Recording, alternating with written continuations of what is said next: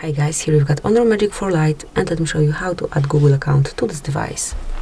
So at first, open the settings,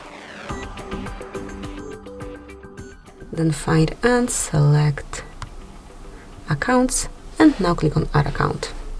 Then select Google and click on add account.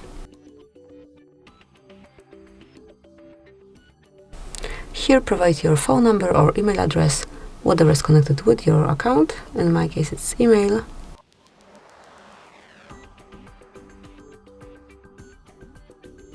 And tap on next. Now it's time to enter the password, so let me do it off the screen. And as only it is entered, tap on next. And then confirm that it is your device. Obviously, if it's for your kid, click on the second icon, tap on next, then agree with all the terms of service and privacy policy, and here accept all Google services. And that's it. Your Google account has been added and you can smoothly use it. So that would be all. This is it. Thank you for watching.